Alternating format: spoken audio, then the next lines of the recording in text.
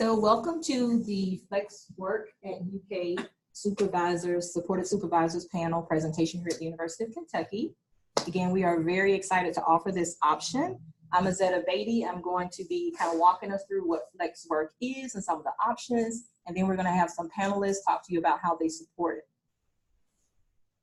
So when you think about the overview of what we're covering today, we're going to be talking about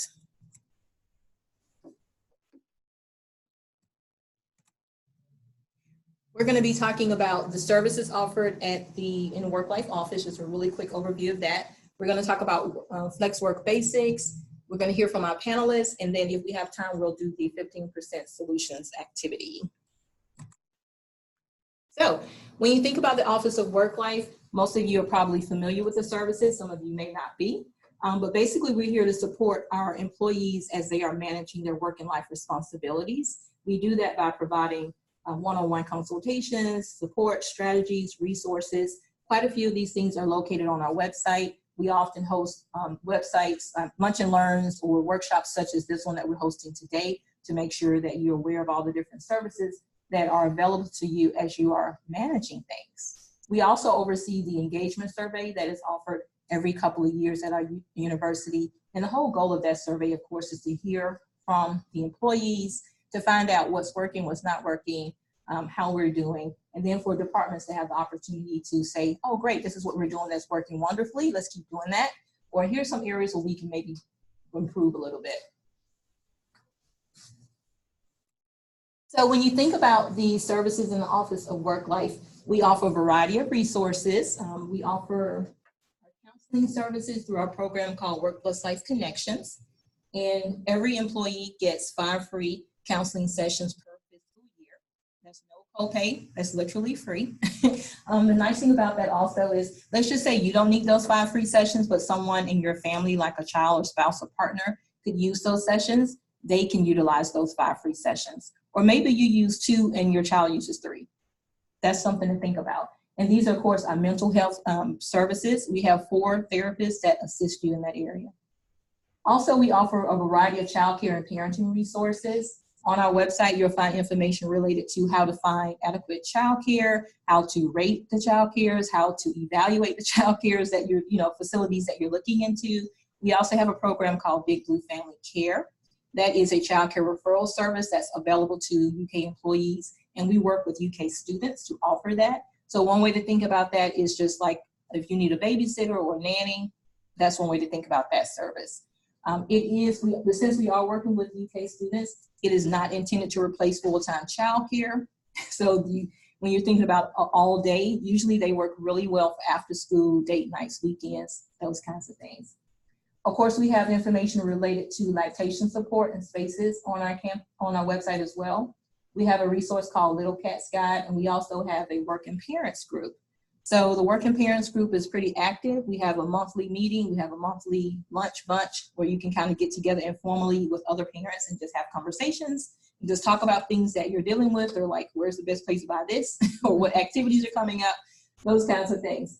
And so that group is pretty active, and again, all of our resources, you can find information on our website. We also host the Summer Camps Fair every spring. Usually it's in March. That is a wonderful opportunity for parents of school-age children that's thinking, okay, summer's coming, now what? I need childcare during the summer. So it's a great opportunity for you to go to a resource fair and talk to lots of different summer camps and find out about their options. Usually the information is listed on our website prior to the fair. So we always recommend that you go check it out on the website prior, just so that you yourself can look through it and be a little prepared. Because when you walk in a room like that, oftentimes you're like, where do I start? But if you've already looked at the information on the website, you maybe have narrowed down or picked your top 10 or top 5 based on what you're looking for. We also offer elder care resources and consultations. This is a resource that is very, very sought after, because we have a lot of people that are offering some sort of elder care for their loved ones. And it ranges from something as simple as just calling them often to make sure that they're okay, how did the doctor's appointment go, making sure they pick up prescriptions, cleaning, doing laundry, taking them to doctor's appointments. It could be a person that's pretty independent, and you just check on them every so often. When it comes to elder care, though, we know that can change overnight. You can have someone that doesn't need any kind of help, and then something happens, and the next day, here you are trying to figure out, what do I do first? So we do have a consultant that can assist you with that. And under the umbrella of the elder care services, there's lots of different opportunities for you. You can sign up for the monthly listserv to get a newsletter. We also have lunch and learns. We have about 7 a year. We do a virtual dementia tour. That is very eye-opening if you've ever considered what a person going through dementia might be experiencing. It's like an experiential ed type of experience. So we do that usually once, maybe twice a year. We have a senior caregiving conference coming up next Friday. So if you are one of those persons that's providing some sort of elder care, or you're just now in the mode of you're thinking about, maybe I should start looking into this might be a good place to start. So this is the senior caregiving conference next Friday, November the 8th. And there is a workshop component that's $15 where you're going to be able to actually sit in on a training, or you can just go to the resource fair part, that's free. So also what we're here to talk about today. So flex work options. Our office oversees those consultations when it comes to flex work arrangements. And of course that ranges from regular flex time, just adjusting your schedule, to seasonal reduced hours, to remote work, compressed week, and more permanent reduced hours options. So you may be asking yourself, what does flex work have to do with work-life management? A lot. So when you're thinking about, we all have something going on in our lives. We bring our whole selves to work. You know, whatever is happening, whether it be with your family member or a friend or colleague or what have you, we bring our whole selves to work. So we're always trying to juggle that stuff. And a lot of times it's called mental things in our mind, like somebody needs shoes, somebody needs this, you know, there's always something going on. But when you think about the work-life management, and I have all these different words up here: management, integration, harmony, balance, effectiveness, because some people will lean to one word more than the other. But it all means basically you're trying to figure out how to keep it all going. All your life stuff outside of work and all your work things. And we know they tend to kind of blend. So when you're thinking about that, sometimes the flex work options can assist a person as they're trying to manage it all. So here's the options when it comes to flex work. So we have the full-time options, which is like the adjusted flex schedule. That adjusted schedule is basically where you're working your normal amount of hours, but you're just flexing your normal time frame.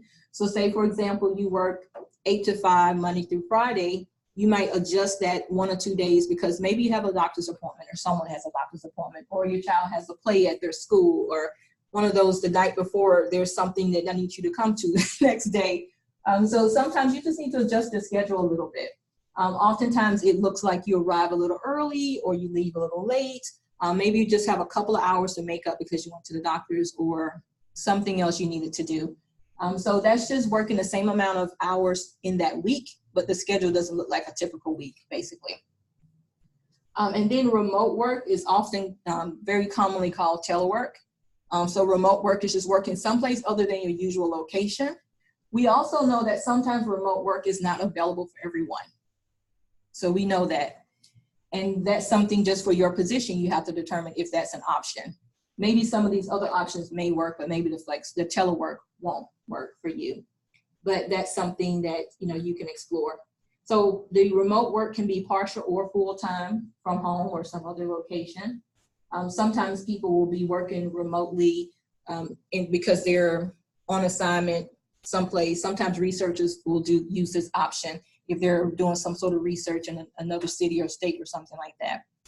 So remote work can be an actual arrangement with an agreement where you every Tuesday work from home.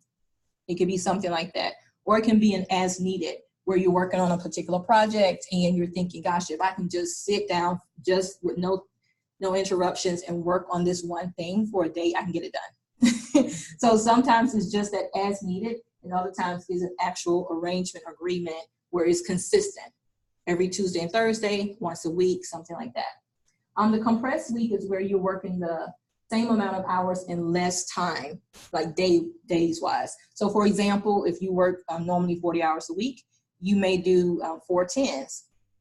So that's one way to look at that one. So that's just compressing your hours into less than those 5 days. And sometimes people do that because of a need for flexibility. Maybe they have some sort of something going on for the next 6 weeks and they need to leave at 3 o'clock on Wednesdays. So they just kind of compress and make up those hours someplace else. And also you can think of that as adjusted. So when it comes to sort of the reduced hour options, we're talking about there's a permanent option and then there's like the temporary option. The permanent reduction as far as reduced hours go is less common. That's where someone would literally reduce their position hours permanently. That is one of those rare occasions, but it does happen from time to time. More likely, what we're talking about is reduced seasonal hours. And we offer that opportunity to our UK employees seasonally in the summer and in the winter session. And again, all this information is on our website. But the way that looks, there's two options. You can do an unpaid week, and we do ask that you take the full week increment, so the full 5 days. And also, you can do just a reduction of hours. So maybe you go from 40 hours to 30 hours. We do ask that you don't go below your 75% just to maintain your full-time status and not impact your benefits and all those kinds of things. But if you are looking to do something like that, you just want to have a conversation with us and we need to talk through and make sure you understand everything. All right. So telework, I just want to take a moment to say something about this. Usually I mention that there is an agreement from this one, especially if it's a reoccurring. And there's different ways to do the agreement. If anyone's interested in pursuing this with their department or with a particular person, we do ask, you can always call me. I'd be happy to do a consultation with you to talk through possibilities. So this is sort of the basic, but depending on what department or who you serve or what you do, we can add to this based on your department, your area. So you can see here when you're thinking about the telework, the duration, like how long will this last? Is this just for 6 months? Is this for the whole year? Like how long is this gonna last? Attendance, you know, are you gonna attend meetings? So basically with this agreement, it helps the employee and the supervisor to talk through the expectations. So we really encourage people to always fill out the form on our website because it has built-in factors to help you talk through all the things that you're not gonna think to mention. You're just going to think, this sounds great. Yeah, let's go with this. But when you go through this, it helps you to walk through and make sure everybody's on the same page about this expectation.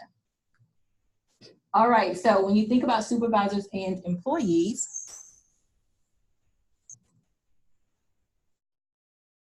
so with our supervisors and employees, there are some things that you really want to consider when you get a request for a flex leave, or if you are thinking about making a departmental decision with that. You know, you want to think about a person's job function, but maybe a person comes to you and asks. Remember, we talked about the different types of flex leave already, but you want to think about their job function and what they do. Like, for example, if they're asking for a remote option, is it something that can be done away, like from home?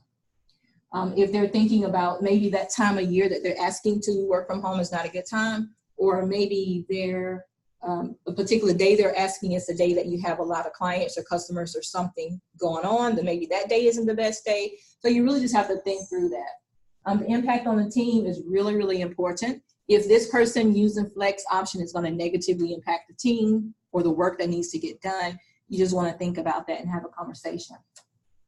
And that's where you start talking about the potential barriers to success. So what might make this not work? You just want to really think about it. And oftentimes by doing that, you'll discover, okay, here's what we're going to do to make sure this does work. So you want to think about that. And of course, the job performance, productivity, time management, thinking about the projects the person's going to work on, you know, how much time you were thinking it should take to do that, and regularly communicating with you and the team, being accessible. You know, this person can't be flexing their time and when they should be working, you can't reach them. So that's something to think about. And then tracking work time. So a lot of this is just basic things you would think about. We do ask that you consider using UK equipment if you're going to have a person working remotely, especially on a regular, because there's that whole security piece and liability when you access an information that if a person is using their personal computer, laptop, so forth, is not supported by the university. So if it crashes, if it gets a virus or whatever, information could be lost. So there's a lot of things to think about there. So when it comes to approving these requests, that's a big one. We get this one a lot. So who can approve these requests? Your supervisor, your immediate supervisor usually. Sometimes your immediate supervisor needs to ask their supervisor, and sometimes their supervisor needs to ask their supervisor. So you do need to be thinking about that, because as the supervisor, you may have great intentions and think, oh yes, I want to do these great things. I do encourage you to talk to whoever you report to before you make a final decision. Just if nothing else, to make sure maybe they're fine and they're like, go for it, sounds great. But just to make sure they know what the plan is and what's happening and you all are in agreement. So determining who's eligible, there's some basic things depending on the type of flex leave you're going for. So you need to already have finished your 90-day orientation period, for example, and there's a couple of basic things like that on our website. But other than that, I would be happy to work with any supervisor if they're having that kind of question, like, how do I determine who gets this? We can talk about some ways to determine. UK office equipment, please use that. We talked about that. I always encourage a trial period. If you're like, I'm not really sure if I want to do this, just test it and see. Also, if one person does not do right by it, it doesn't mean that someone else might not do right by it, okay? So you don't just say, we're never doing this because one person doesn't do what they're supposed to do.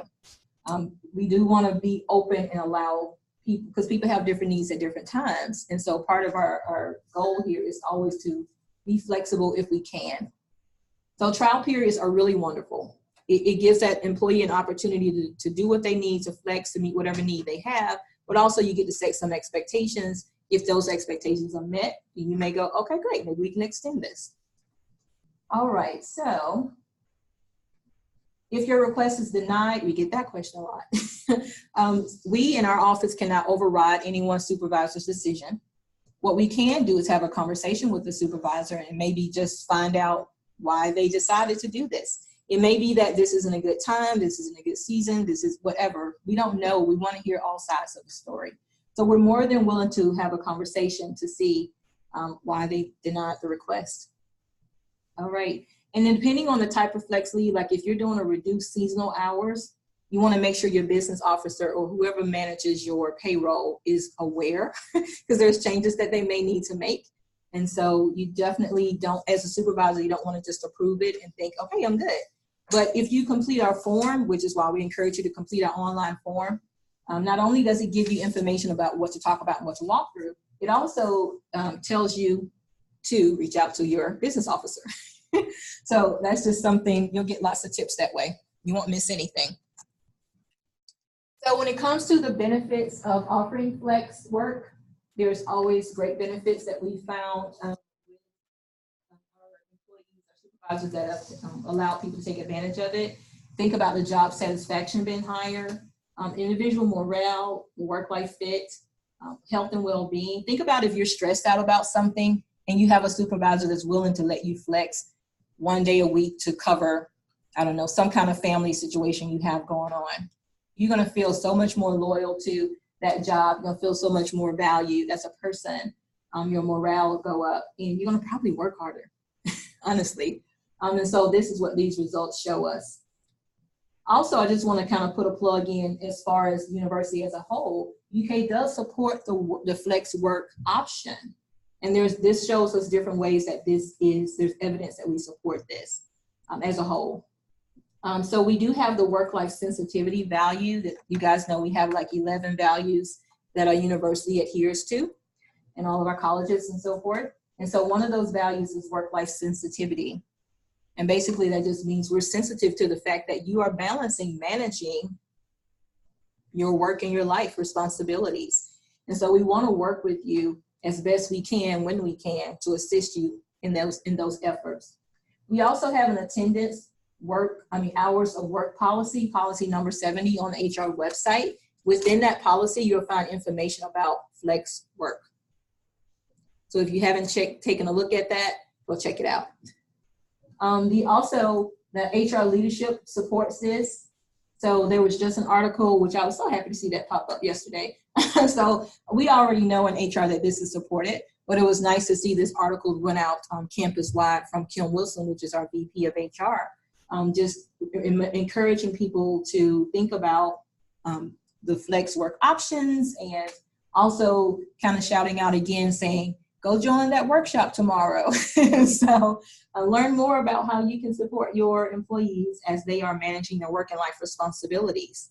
And then, of course, we have the Office of Work Life. So to me, this is definitely one of the biggest ways that our university is saying, I really do support you as a person. And I know you have to balance some things, right? So we have this whole Office of Work Life dedicated to that. And one of the areas that we manage here is we manage those request forms, and we have lots of discussions with department supervisors, individuals that are seeking to do some sort of flex options.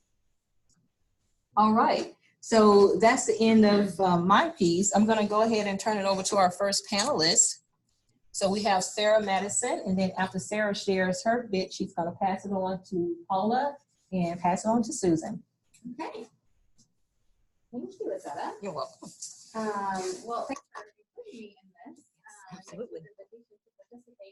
I think there's a couple different ways that we have implemented some of these things in our unit. I'm in the Gatton College of Business, and more specifically in the Career Center, but I'm also part of an umbrella that includes our academic advisors. So with our career advisors and our academic advisors, these are very heavy student-facing positions, right? So they're meeting with students one-on-one, and so sometimes it can be hard to do that outside of normal business hours. So a couple things that we've kind of implemented, she talked about flex time, and that is something that I work with our team.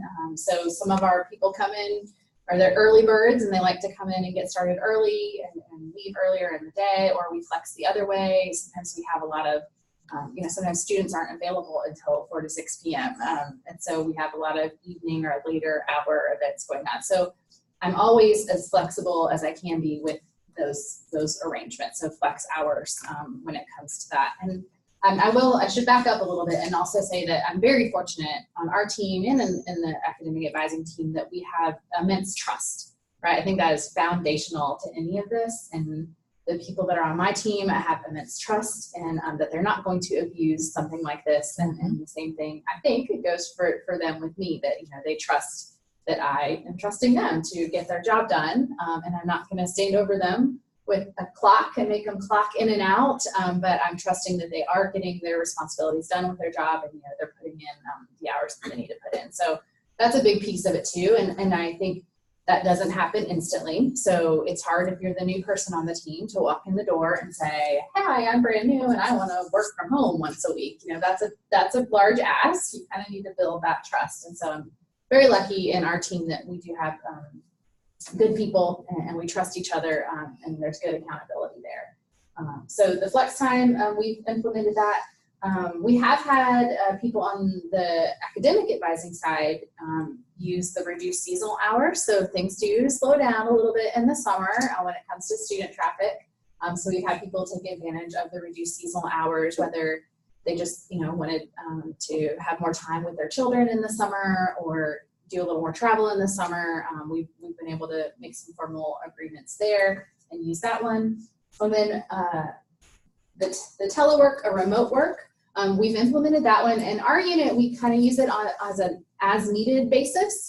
So like Izetta was saying, you've got a big project you're trying to work on, and it is really hard to get it done with constant interruptions. That as long as we've talked about it beforehand, everyone knows where everyone is. I mean, Outlook calendars are critical. So if you are working anywhere other than your office, your Outlook calendar is up to date and people know where to find you. I think utilizing things like Zoom for meetings has been really beneficial when it comes to that. But yeah, I have, as an example, there was a member of our team who was working on getting her MBTI certification, right? So she's now a certified practitioner of MBTI, and it's an online course she's going through. There's lots of modules she has to work through and readings she has to do, and she is in a role that's very student interfacing. So we were able to work out some days that she could just be away and focus on checking off those modules and getting that done. And she was on a tight deadline with that. So it was nice that we were able to work that out so she could cruise through it a little bit faster. And I think, sometimes, I don't know about you all, but sometimes I feel like my job is a full-time email answerer. And so I think one thing I've tried to think through is, you know, if you're working remotely or you're teleworking, it's not that you're just available to answer emails as they come in. It's that you have a very dedicated reason, project, you know, you're spending your time on something that it's going to benefit you to do it away from your desk. And don't get me wrong, I could take a remote work day and literally spend the whole day writing and answering emails. But I think that's, you know, we try to make that not the focus. So that it's really more, you know, I've got this one project I really need to crank through, and it would be helpful if I could do it with a little distraction. So that's kind of, I know there was one person in our academic advising team that did create a more formal remote work agreement just for the summer as a kind of like a pilot. And so I think it was every other week, one day. And so I think Izetta talked a lot about this, but just setting the expectations, like what are your work hours going to be that day? What projects are you going to be working on? And again, you know, just building your trust with your supervisor that you're going to follow through on this. And then I came from another institution where I got to see successful model of it and I got to see some failures. And so I think learning through those experiences has helped me. But I also, like I said, I got seeing the successes. It can really help just with getting things done, that sense of morale, that sense of, wow, my institution really trusts me to be getting my job done, and that can feel good. So I think that's all I've got. So I'll pass it on to Paula. Okay. All right. Well, and I'd like to also say thank you, Izetta, for inviting me. This is a really exciting topic. I've been, so I'm Paulo Stanford, and I am the Assistant Dean for Finance in the College of Fine Arts. So I'm actually about to complete my second year in fine arts, but I've been at the university 28 years, and a lot of that time spent in the College of Dentistry. And so I had some really great supervisors that kind of started me in a position of being allowed to do really flex work or flexing my time. So it would be things like a doctor's appointment or, you know, something like that. And so that was so important to me as the employee to be able to have that opportunity. And so it's something that when I began supervising other employees, I took that with me. I've, you know, as we all do, learned some great things to take with me through my career and learned some things that didn't work so well or I didn't receive so well. So I think we all do that. And so I have done the flex option over my career, and that's not really new for me. But I think employees really benefit from that and appreciate that. And I love that now we kind of give it a name. You know? So the big thing I think for our college is the recently developed telework guidelines. So back in the spring, I had one of my staff, I managed the integrated business unit for the college. So it's all of the business functions of accounts payable and payroll and cash handling and all of that great stuff that we do in the business world. And so I had an employee come to me and say, you know, I've got this situation, work-life balance. It would be wonderful if I could have an opportunity to work at home one day, and it was a specific day for this particular employee. Would you consider this? And so what I did, I report directly to our dean, and so I went to him and I talked with him about this suggestion. I was supportive of it, but I needed to have buy-in. And so my dean said, I would love for us to pilot this. And we gave the employee the opportunity to set us up for success. And he did that great. So he helped me to develop kind of our groundwork and our guidelines for how that was going to work, all the way down to the point where there is a end of the workday report that I get. And so we did a trial. We did 90 days. And at the end of that, it worked out great for all of us. It benefited him. I think he really felt empowered to get things done that he needed to get done.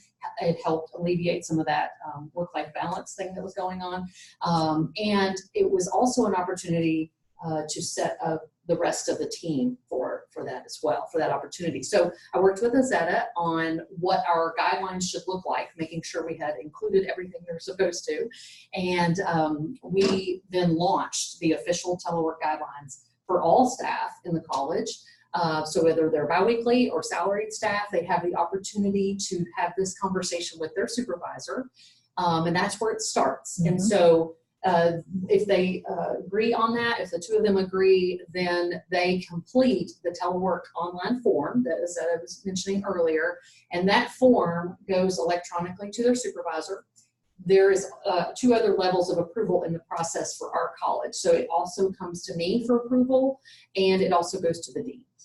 So we have 3 individuals right now that are currently on a telework assignment, and it's 1 day a week is the maximum, and they work with their supervisor to decide which day of the week that is that would work for them for the reasoning that they've requested that. So the report comes to me at the end of each of those days. I get an email that morning that says, "Good morning, I'm beginning my work day," because sometimes it may not be at that normal 8 a.m. or whatever. And then at the end of the day, I review that report. And if I have any questions or anything, I can communicate those back. The employee is available on Skype. They can, I can call and ask a question if I need to. We had conversations about how do we accommodate customers that might come in. So for us, our customers might be occasionally some students, but it's predominantly other faculty and staff. And we've already developed a team atmosphere where if someone's on vacation, their colleagues are assisting those folks that have come into the office. So this is similar to that in that they may not talk directly with them in face-to-face, but we have a scanner. And so, there might be some kind of documentation that got scanned to them or those kinds of things. So they're accommodating one another and really working together in that they were already doing that. So that was great. And so the telework guidelines, you have to have completed, of course, your new employee orientation period. There is, for the person that's doing it brand new, there's a 90-day trial period. At the end of that, if it's successful, if all parties agree that's successful, then they can request a 6-month time period. And it's renewable every 6 months. They have to reapply. And so what I found at the end of both the trial period and the successful launch of these guidelines is that my staff, I think they felt this great improvement in their focus on what they were doing, their ability to get those things done, their opportunity to, because everyone has the same opportunity for this request. This particular individual who launched the program for me, volunteered to help do some things that maybe might not have otherwise been volunteered for. So I think that we've seen a great benefit from allowing this. And I know that things are getting done because I can see the work product that is happening there. So, I don't know. I think that's about all that I have to say about ours. It's very exciting. I'm very excited about it. So pass it on to Susan. You're welcome. Hello, I'm Susan Stark. I'm the director of the Sponsored Research Office in the College of Medicine, and I manage a staff of 22 people who support all the sponsored research activity for the college. That's pre and post award. The nature of the work is very deadline driven and very stressful. So anytime we can look for ways to try to alleviate some of that stress, we try to do that. Over a year ago, some of the staff came to myself and our 2 managers with the request to consider work from home, perhaps 1 day a week. One of the major offices that we interact with on Central Campus was already doing some different flexible work arrangements. We also work very closely with the AP accounting group in UK Healthcare, and they have a number of people who work from home full-time, but also various flex arrangements because they saw everybody else is doing this, why can't we? So we're like, well, we could consider that because, again, besides being very deadline driven, the majority of what we do is all online. It's electronic, proposal submissions are electronic, billing is electronic, all that sort of thing. So it seemed like it was the type of position that could go that way. We don't get a lot of drop-in people into our office, so again, that also seemed to suit that. So I started out by reaching out to these other offices that I knew that we worked with that had these arrangements to see what resources they had, and then also found Azetta's information online. So I looked at some of the sample agreements she shared with me, as well as looking at what these other offices were using. And at the same time, had to talk to my direct supervisor, our Senior Associate Dean for Research, Dr. Alan Doherty, and kind of convince him that this was a good idea. I was a little more old school, so I was a bit skeptical. He was the same, so we agreed for a pilot. And again, I thought that was a great way to start. So we sort of picked a 90-day period, and then worked with my two managers, Mary Day Whitmer and Julie Combs, on how we would do this for the pre and post award sides of the office, because the type of work they do is a little bit different, even though the agreements would be the same for everybody, just sort of making it clear with the expectations. I know you both talked about, here's what I'm going to do today, here's what I did do today while I was home, and how that was going to work for that sort of thing. At the same time, because I needed my supervisor's support to transfer everybody's workstation from being a desktop to a laptop with a docking station. That actually was much easier to get than I thought it would be, but we were able to successfully do that. Because that was one of the things I believe Azetta helped with to begin with, because I wasn't sure really how to approach that. And originally it's like, well, if somebody wants to work from home, maybe they need to use their own computer. And it's like, no, that's really not a good idea. You need to figure out how to get UK computers to do that. So we kind of got that resolved very early on in the process. But what several of them did, because we told them up front, we're going to provide a laptop, but you're going to have to be just as productive at home, is they took it upon themselves to go out to the various places in the community that sell used computer hardware and bought 2 monitors and bought keyboards and all that sort of stuff. And they were very good about sharing with one another those kind of things that they found, so they could set up a real workstation at home with that university provided laptop.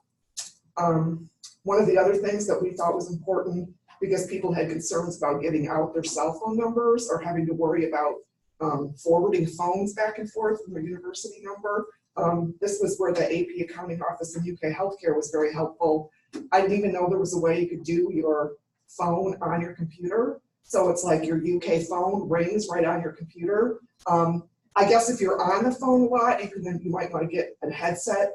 We really aren't that much, but for the limited times that we do use the phone, it works perfect. You know, we had to test it out, the speaker or the microphone and that sort of thing, but that's how we did that. Let's see. We wanted to make sure that our agreement covered the technical issue situation. We have had a couple situations where people had internet problems. You know, one of them just chose to come into work. Somebody else took vacation time for the remainder of the day, but it was just very clear in the agreement how that was supposed to work if there were any issues. The computer security was very important. So again, having those sample agreements, kind of working with Azetta's office on what must be included or what could be optional. Another thing that we've sort of has been a challenge, but we've worked through is in the beginning, we tried to confine it to Tuesday, Wednesday, or Thursday that they worked from home. And we kept the meetings on Mondays or Fridays. And after a while, that got to be too many people and too many meetings that we were trying to cram on those days. So we just learned to be better adaptable to technology in rooms like this, where people could Zoom from home. We just had to make sure that the rooms we're doing our meetings in have that capability. So that was a challenge we worked through, but we've been able to do that. And originally, I know Azetta mentioned the 90-day probationary period. We had sort of put in our agreement that they had to be in their position for 6 months. But we actually had some staff come to us between that 3 and 6 month period and say, do we really have to wait 6 months? And we came up with sort of an assessment we could do on how well they were performing their work. And we decided it really didn't need to be an arbitrary 6 months. On the other hand, we also had a situation where we're in the process of filling some newer positions right now that we need people to stick around and be in the office longer, perhaps than 6 months, to do training with newer people. And again, so it was less about a timeline and more about the needs of the office and what best suits the team getting the work done.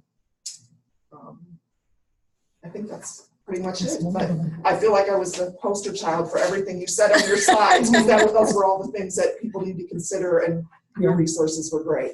Thank you. Thank you. All right. So do you guys in the room have any questions? You guys on Zoom, do you have any questions? I have a question for Paula. You said that you read this report. Do you feel like that has created more work for you? Well, no, because, I'm sorry. Yeah. So the question was, I reviewed the end of day work report, and I feel like that's created more work for me.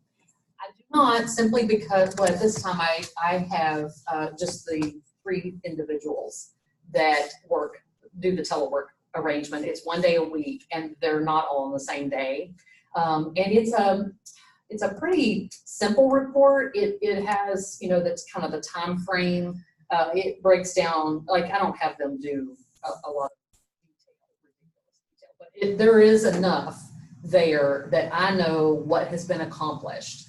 Some of it's kind of general statements about the specific tasks, but it helps me know what their day looked like. It's a Word document. It's never longer than a page. A lot of times less than that. So very good question. Thank you. Any other questions in the room? I have one more. Go ahead. This is for Sarah. Yeah.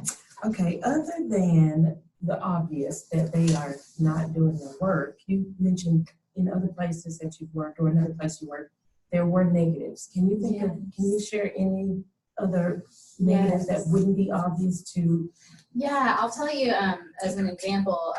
Can you repeat that question? Oh yes, the question was where it has not worked. So things you might want to consider and in past experiences where I've seen it not work. So in a previous institution, I was in an office where we were working remotely 2 days a week, each person. But there were some expectations in place that, you needed to be available via phone, Zoom into meetings, all the things you would think of. But we hadn't really clarified the location of where you were doing your work. And one of the things that came up was all of us lived within 30 to 40 minutes drive of campus. And so the supervisor in that situation had said, if there were an emergency meeting that the dean needed to have, I would want you to try to get to campus. And that we thought, well, that'll never happen. There's no emergencies in business school, higher ed.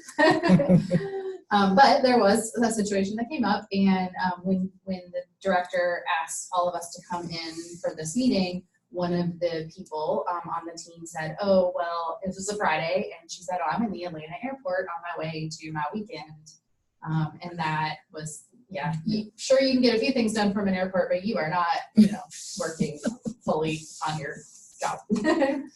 So that was kind of a situation that came up. So from then forward, you had to be very clear about where you were going to do the work. And it wasn't that, you were traveling for the weekend and you stayed an extra day in Chicago and you did sit down and do your work from your parents' house or whatever you were doing. That was an option, but you just had to be very clear about, just transparent communication.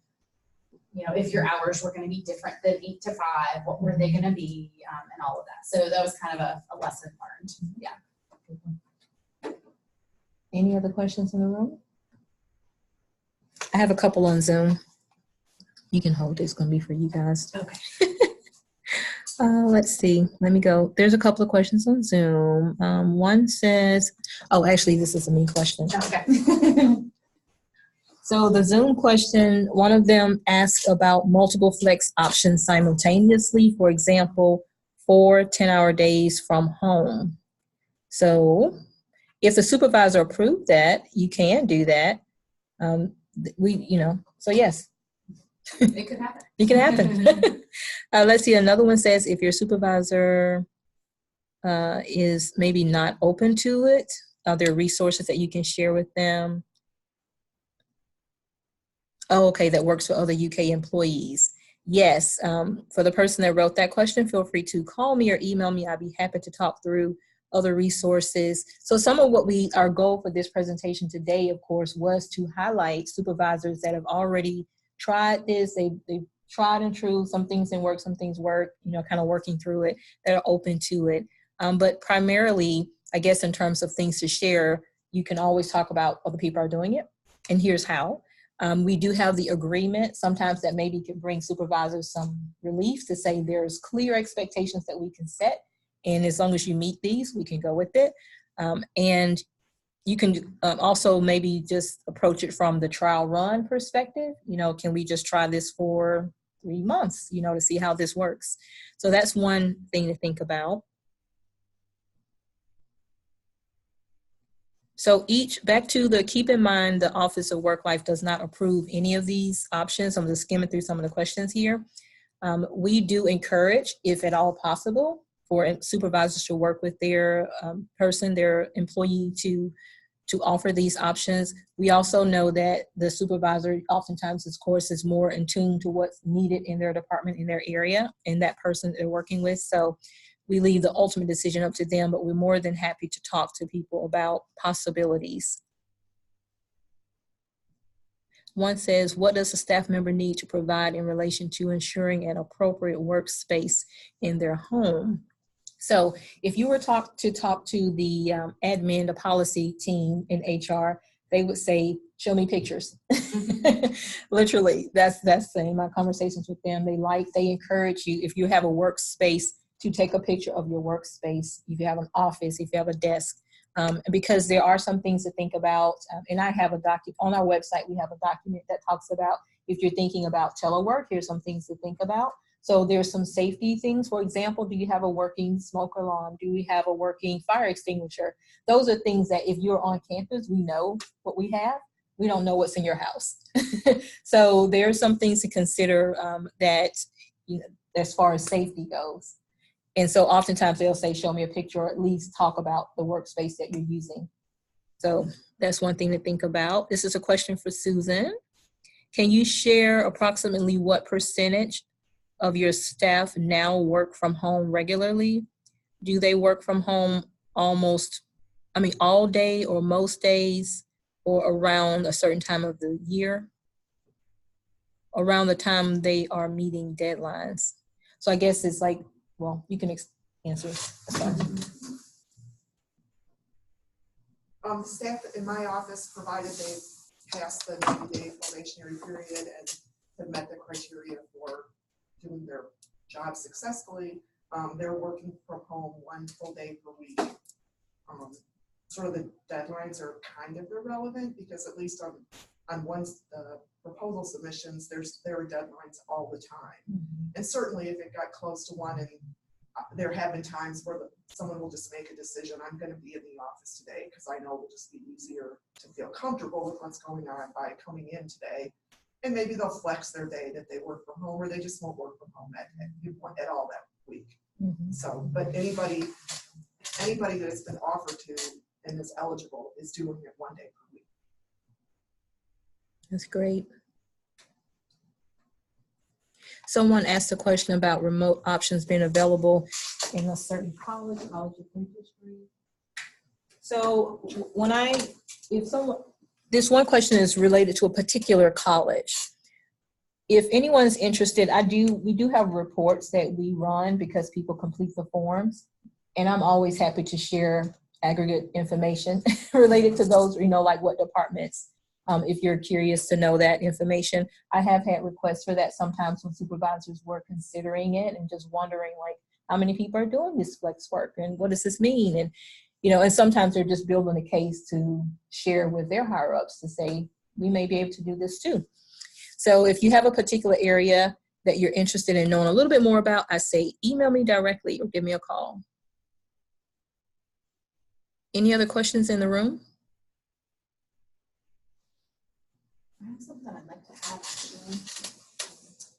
Something I was thinking about, and this is sort of a shout out to the training development group, because they do a generations in the workplace training. And I think that is a big factor in all of this. So thinking about different generations, we have actually here at UK have 5 different generations all in the workplace at the same time, which is kind of unprecedented. But I think when you think about retention and morale, and that this is going to be really important in the future going forward. And I'm just really grateful that WorkLife is a proponent of it and does things like this to encourage at least the conversation. Because if we want to continue to keep and retain talent, I think this will be beneficial. So if you haven't done that Generations in the Workplace training, I highly recommend it, just to get you thinking about, okay, who's on my team and what things have influenced them and what things are important to them. Mm-hmm. That's great. Someone also. I have a question, sorry.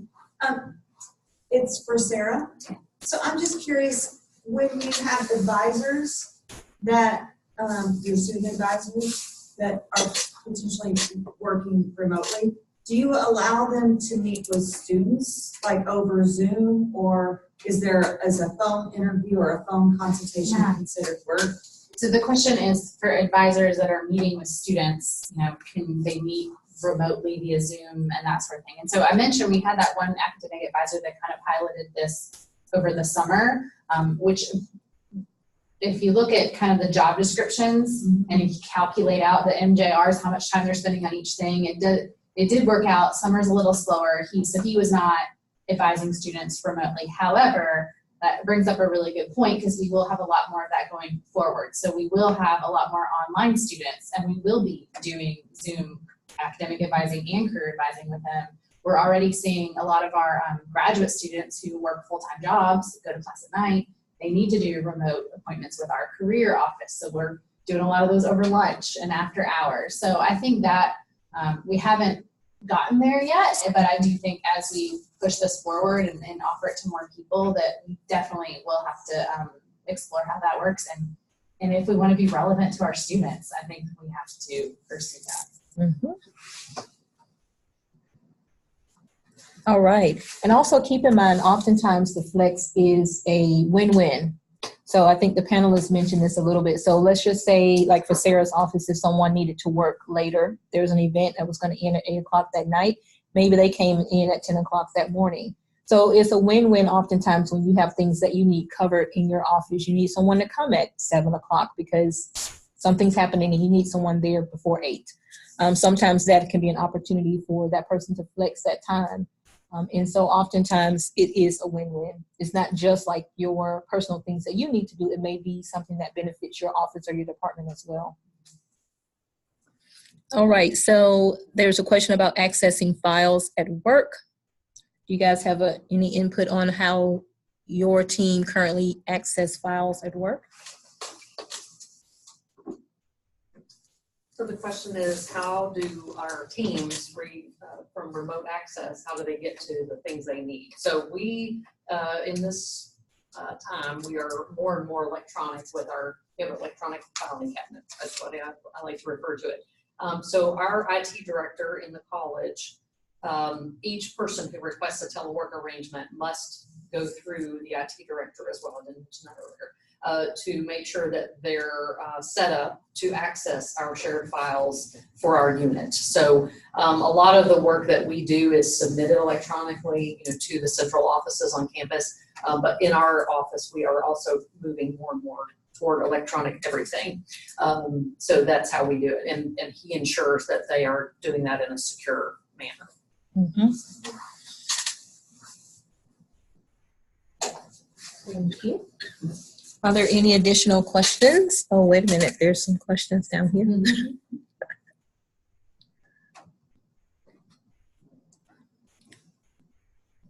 So we have a couple additional questions on Zoom.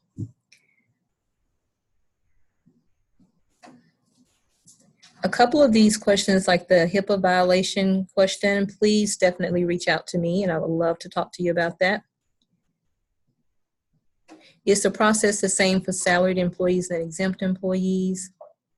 It is the same, but you do have to consider some additional things depending on the salary and the time. So for example, if a person was taking an unpaid week or 2, you might want to think about the benefits impact. So they may not want to do 2 weeks in a row in one pay period, for example. of an unpaid flex option, because that means no check for them.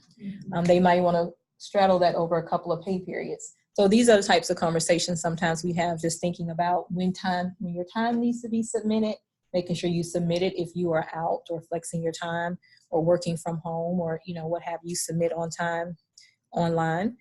So there's a few additional things to think about, but for the most part, flex is for everyone. But it always still comes down to the supervisor and the employee having a conversation and making sure they work out a plan that works for everyone, because there are some unique circumstances sometimes. I think that's it for our questions. So thank you to you guys that have joined us via Zoom and that have joined us in person. If there are no additional questions, we are going to end our presentation today, and thank everyone for joining us.